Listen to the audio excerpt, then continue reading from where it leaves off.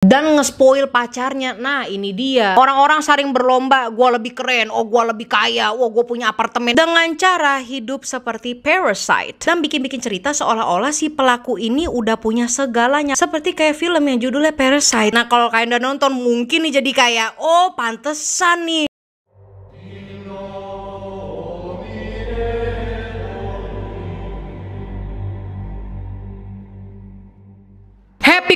Happy Christmas yo. I know ini belum hari Natal maupun bulan Desember. Masanya di pala gue tuh udah ada lagu terngiang-ngiang, is the most wonderful time, kayak begitu terus. Makanya gue kayak I'm doing this outfit. I'm show you my outfit real quick. Hold on. Gue pakai jaket. Ini jaket gue pakai dari zaman SD, Barbie. And then I got this cute dress.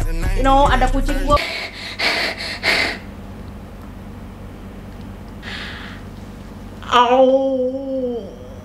Yes, it's going to be a wonderful month. Bentar lagi kita akan Christmas. Tetapi sebelum hari itu datang, you already know what it is. Sasha Marissa itu selalu punya special Christmas special di setiap bulan Desember.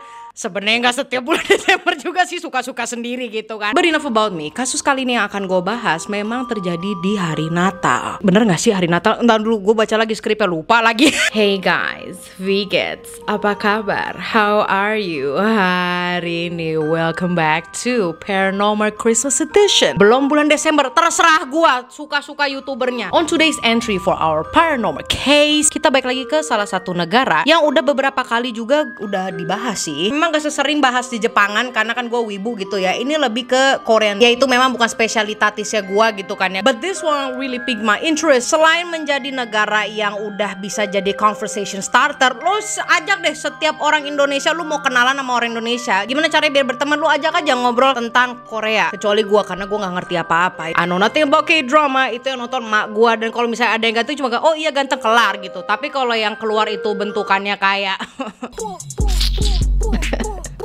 itu gue bakal duduk stop. Kan inilah kenapa gue udah mulai jarang upload paranormal, karena semakin gue kesini semakin gue narsis gitu, yang dimana gue pengen ngomongin apa aja yang gue pengen gitu, bukan ya seperti konten Marlicious. I know some of y'all yang nge-subscribe gue hanya untuk kasus-kasus doang pasti udah kesel, udah ngeburu dislike.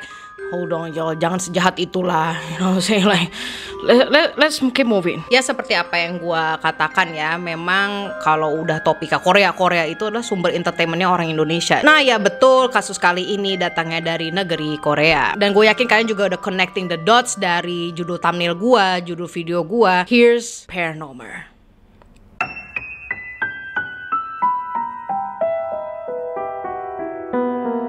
Di balik besar dan aktifnya kota-kota besar di Korea, jelas gak menutup kemungkinan sama yang namanya masalah perekonomian dan kriminalitas warga negaranya. Banyak kejadian lah karena ada tekanannya ekonomi, orang terpaksa harus menjadi ya orang jahat gitu kan, melakukan tindakan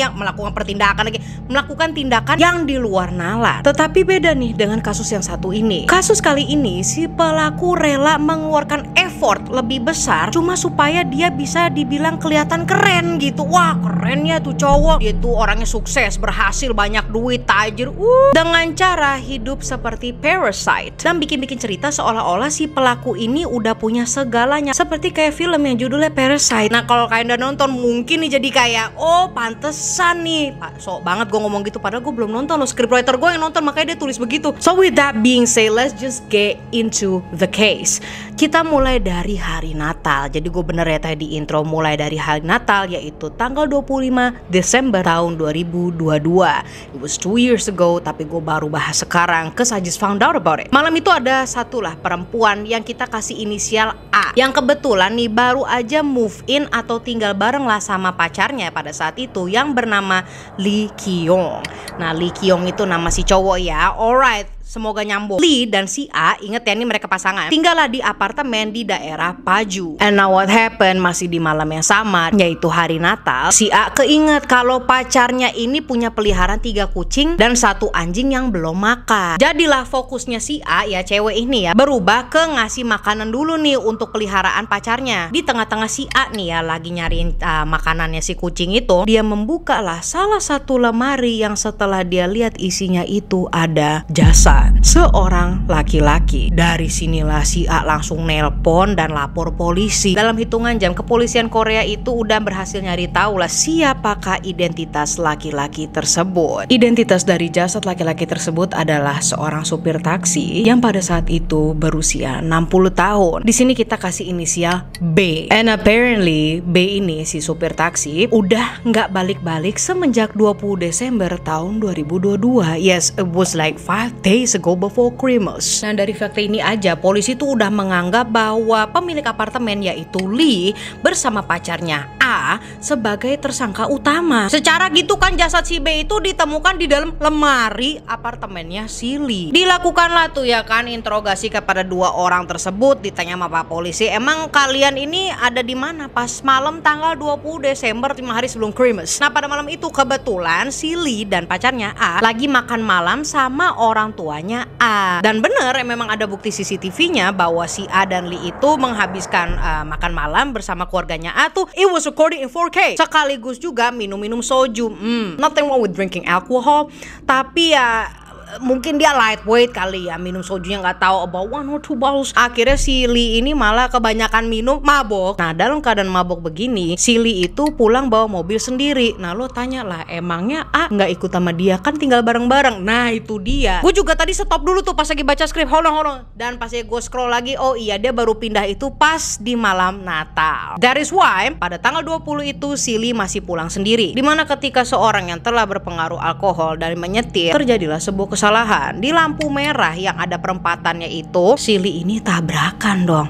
Tabrakan sama siapa? You guess it right, tabrakan lah sama si supir taksi ini. Jelas kecelakaan ini adalah kesalahan dari si Lee sendiri. Namun tanpa basa-basi nih, si supir juga pengen dong ngelibatin polisi. Si Lee langsung tuh ya mohon-mohon ke si B untuk gak usah deh ngelibatin polisi, gimana kita ini nih gue cecepin duit gitu kan, bakal diganti rugi semuanya asal gak usah deh perpanjang ke polisi segala. Walaupun si supir atau B ini sempet nolak lah ya, malah berujung ke giur juga lah. Dan diajaklah si B ini ke apartemennya Lee. Ya awalnya tuh diiming-imingin gue kasih cash aja deh, jadi langsung ya nggak perlu ada transfer ini itu. And yes, evidence ini pun dibantu juga dengan adanya CCTV yang benar-benar menunjukkan bahwa si B ini lagi ada di lift apartemennya Lee bersama si Lee juga. So they got into the room, bukannya berujung damai dan cair uang cashnya. Nah, menurut Lee ketika ia diinterogasi, si B ini minta rugi dengan jumlah yang terlalu besar. Awalnya misalnya sekian-sekian, pas lagi udah nyampe kamar kok malah bertambah. Timbullah masalah dan menjadi perdebatan yang hebat. Dan disinilah perdebatan itu dimenangkan oleh Lee dengan cara membunuh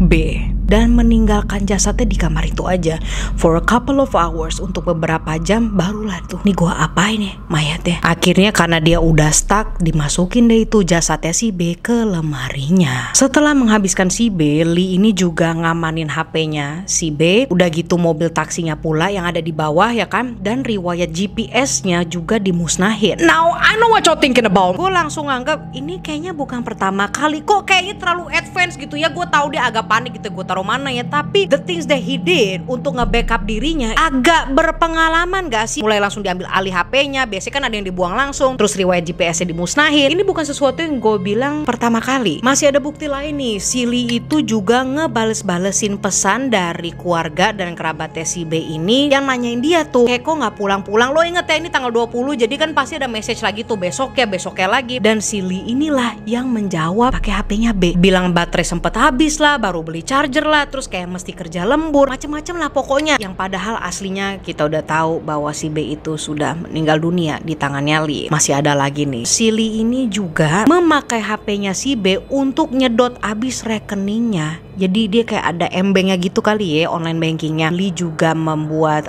what is it called, pinjaman bunga. Nah pinjaman bank atas nama si B. Pinter anjir. Ibaratnya kalau misalnya dikejar-kejar gitu ya sama yang what do you call it, the collector, ya orangnya udah meninggal, gimana itu. Dan lo mau tahu gak sih dia minjemnya berapa? 50 juta US dollar. 50 juta US dollar. Gue pun yang lama tinggal di Amerika masih bingung convert itu berapa ratus apa miliar anjir. 50 50 juta. That's a lot of money. Terus uang 50 juta USD-nya buat apa? Nah, ini dia. Dipakai buat flexing gitu loh. Beli mobil baru, dia juga ke restoran mahal-mahal terus. Bahkan dia membelikan cincin untuk pacar yang I don't know how much it worth. Dan si A sebagai pacar itu nggak curiga sama sekali karena dari awal mereka ketemu aja ya si cowok ini sudah menunjukkan bahwa ya gue anak orang kaya. Ya si A sebagai cewek udah kayak segal. Padahal, nah tunggu bentar nih, is getting juicier. Oke, so that's what happened antara Lee dan si B. Ya udah dong, kasusnya selesai dong, udah ketahuan pembunuhnya. Tunggu dulu. Selama diinterogasi, si Lee juga kelihatan santai aja loh. Lee itu mengaku ya emang gue lah, dan cerita motif kronologinya sama persis yang kayak gue tadi bahas. Polisi otomatis merasa curiga dong, kok ini orang kayak nggak ada dosa banget, no remorse, no nothing, kayak ada yang janggal sini. Apalagi mengetahui si Lee ini ternyata ketika dicek criminal records dia pernah ketangkep juga dong sebelumnya gara-gara nyetir dalam keadaan mabuk sebanyak 2 kali. Ya bukan pembunuhan sih, tetapi dia ada criminal records lah yang dimana membuat polisi jadi kayak let's dig deeper. To everybody's surprise, hasil investigasinya menunjukkan bahwa apartemen yang ditempatin oleh Lee itu bukan apartemen kepunyaan dia, melainkan punya ibu-ibu yang berinisial J. Oke, ini ada orang baru ya. J adalah ibu-ibu pemilik apartemennya si Lee. Lo nyambung gak? Jadi itu apartemen bukan punya Lee, punya si Ibu J ini. Dan diketahui juga bahwa Bu J berusia 50 tahun. Kemanakah dia ini? Dari informasi inilah polisi langsung mencari keberadaannya di mana. Karena ya, is she alive or is she not? Udah ditelepon ke sana kemari, ke kerabat, ke keluarga gitu kan ya. Mereka bilang, oh iya dia masih aktif kok, nih masih ngejawab gue. Oh berarti masih hidup dong ya. Namun ada beberapa yang dari mereka juga nggak dibales. Terus ada juga yang ngajak ketemuan, tapi Bu J ini selalu menolak. Adalah urusan sibuk. Akhirnya dipanggil lagi nih si Lee ke ruang interogasi lagi. Nah what happened? Lee ini tuh bilang kalau Bu J itu sempet lah pacaran sama dia sejak April 2022 in the same year. Di tahun yang sama dia pacaran sama Bu J. Lee konfirmasi bahwa selain si Bu J itu merupakan pacarnya, dia juga bilang emang apartemennya punya Bu J. Enteng banget tuh rahang. Ada kesaksian juga dari tetangga-tetangga di apartemennya yang dimana memang mereka tahu, oh iya emang Bu J itu pacaran sama tuh anak muda, sering keluar masuk apartemen gitulah. Sampai tiba-tiba sejak bulan Agustus tahun 2022 Bu J ini gak kelihatan lagi, dan Lee ini malah sering kelihatan keluar masuk sama si A, yaitu pacar sekarang. Nah di sini lagi-lagi si Lee bilang dengan entengnya, ya karena aku udah ngabisin Bu J. Dan dia juga mengaku bahwa jasadnya itu aku buang di sungai yang gak jauh sih dari apartemen kita. Gak pakai lama-lama, kepolisian Korea itu langsung nurunin tim ya mencari jasadnya Bu J di dalam sebuah sungai. Dari kapal sekoci sampai orang-orang yang nyelam ya kan, bahkan helikopter pun juga ada. I don't know y'all, it's getting GTA in here. Everybody and their mama was looking for Bu J ya kan. Nah perlu diketahui juga pada waktu itu musimnya lagi musim dingin. Sampai Januari pun es batu sungai ya, bukan sungai aja, yang water base, danau, laut, it's freezing cold. Jadinya itu keras kan, bakal escating. Jadi bukan sesuatu yang mudah untuk dicari, apalagi mencari jasad orang yang di sungai pada saat itu dan telah dibuang pada bulan God knows when, antara Agustus kah, kan dia Agustus sudah mulai gak kelihatan kan, ya mungkin aja dari bulan Agustus sudah di sungai itu. Sayangnya jasad Bu J ini gak bisa ditemui. So dikarenakan tidak ada hasilnya, polisi nanya lagi deh tuh ke si Lee ya kan. Sebelum ditanya, Lee malah mengeluarkan pernyataan, kayaknya si J itu nggak saya buang ke sungai deh, tapi saya kubur di tanah dekat sungai Paju. Kaget gak tuh? Gue pun yang pasti baca ini kesel juga. Makanya di pencarian kedua ini si Lee bener diajak sama polisi gitu kan, gak cuma nunggu di ruang interogasi terus, oh iya gue taruh di ini. And yes, dia ditanya langsung on the spot, di mana lokasi lu kubur Bu J gitu, tanah yang mana? Dibawalah si Lee ke lokasi yang dia maksud. Begitu sampai dan digali, gak ada juga dong.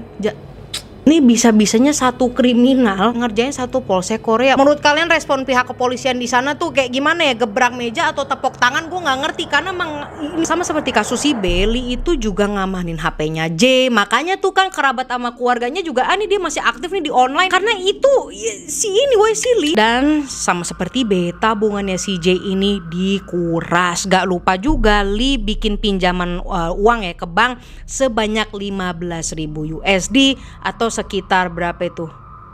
How much is that? So what happened? Dari semua informasi yang udah didapetin, barulah polisi ini punya asumsi kuat, gak mungkin cuma satu korbannya. Jadinya mereka itu menggeledah apartemennya si Lee lagi. Mereka menemukan 3 DNA berbeda, termasuk DNA pacarnya yang pada saat itu si A, sisanya itu adalah B dan J. Dan ada satu lagi nih, jadi ada 4 DNA perempuan alias orang yang biasa tiap minggu Lee sewa buat bersih-bersih. Ya kayak housekeeper ya kayak housekeeper gitu. Dan terakhir kali si Lee ini manggil maidnya itu pada tanggal 20 Desember tahun 2022 setelah ia menghabisi B. And apparently there's more into it. Polisi juga mengeluarkan informasi baru to the public bahwa selama setahun itu, di tahun 2022, telah diketahui bahwa Lee ini sudah kontakan sama 380 orang. Emangnya kenapa? Emang kita nggak lah followers lu aja ada 1000, ada 2000 gitu kan? 380 orang ya teman-teman sama keluarganya kali. Maksudnya begini, dia kontak sama 380 orang pakai identitas yang berbeda-beda. Ini split kah? Nggak tahu. Intinya dia ini di label mempunyai Ripley's Syndrome. Jadi termasuk keluarga dan kerabatnya ini dia kasih cerita yang berbeda-beda. Halunya Silly aja suka-suka sendiri gitu kan. Dan ini ternyata ada nama penyakit mentalnya yaitu Ripley's Syndrome.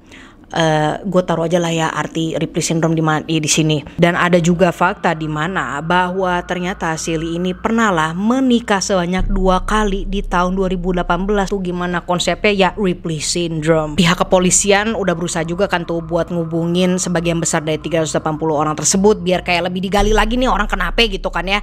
Tapi ya hasilnya begitu aja, nothing really special. Jarang banget ada yang inget ataupun ngangkat teleponnya. And then what happened setelah diinvestigasi lebih dalam, polisi berhasil itu nemuin beberapa orangnya dan apparently orang-orang tersebut bisa di reach out kembali karena mereka tuh juga pengen menagih utangnya Silly ini. What I've been telling y'all, this ain't the first time. Jadi dia udah melakukan ini dengan beberapa banyak orang yang mungkin sebelumnya nggak ngebunuh tetapi akhirnya menjadi membunuh. Identitas Silly ini awalnya nggak mau disebar sama polisi karena alasan kesepakatan antara polisi dan pelaku. Ini gue nggak tahu ya, mungkin ini kayak hukumnya di Korea yang dimana mau lu sejahat apapun lu bisa bilang gue nggak mau di review mukanya gue atau gimana. Terus juga emang ada undang-undang gitu loh di Korea kalau yang namanya identitas seorang itu nggak bisa disepil tanpa persetujuan bersama, dan sekalinya mereka setuju untuk dipublikasi pun mereka si pelaku boleh milih mau pakai foto yang mana dan boleh diedit pakai filter dan Photoshop dengan batas yang ditentu. What? How you gonna facetune a criminal?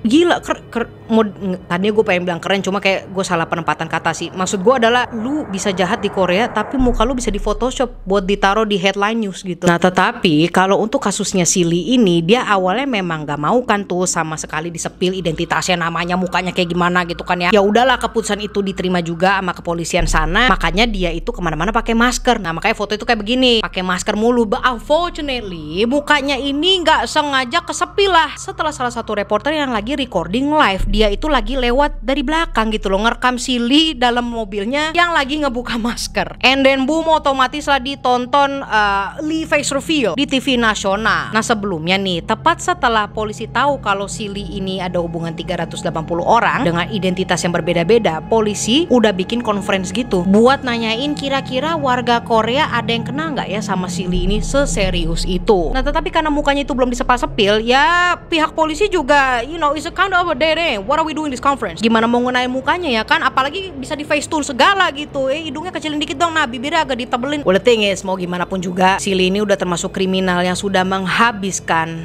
rekening dan nyawa orang. Atas perbuatannya ini, Lee Ki-yong dihukum kurungan seumur hidup. Pasti kalian pada nanya, berarti ini fotonya si Lee Ki-yong itu udah di Beauty Plus dong? Ya gue nggak tahu, kemungkinan sih iya ya, karena ada undang-undangnya loh kayak begitu. Ya gue nggak tahu ya, tolong correct me if I'm wrong. Yang gue dapetin di Google katanya ada undang-undang begitu. Jadi kan kalau kalian kan lebih Korea daripada gue, cause I know nothing about Koreans. I'm a wibu. So please correct me if I'm wrong. Apakah itu betul atau tidak? Bisa di photostop atau gimana?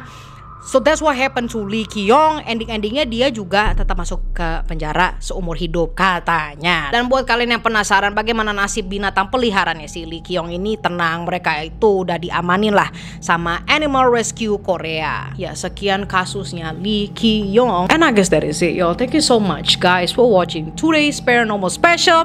Gue udah mulai Christmas Special di video kali ini. Dan bagi kalian yang pengen request kasus apa, taruh aja di comment section biar comment section gue juga rame rame. Just drop in the comment section and don't forget to like, subscribe. Ya memang ya video kali ini agak panjangan dikit. Bagus. For your guys Instagram Sasha X Marissa. I will see you next you. Goodbye and love you guys and Happy Christmas. Happy Christmas.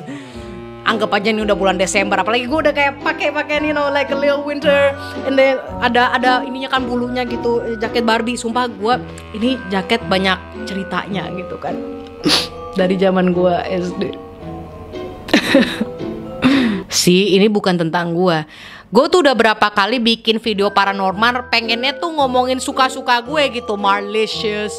Kapan gue bakal ngeluarin Marlicious? Tunggu bentar ya, ada studio baru. So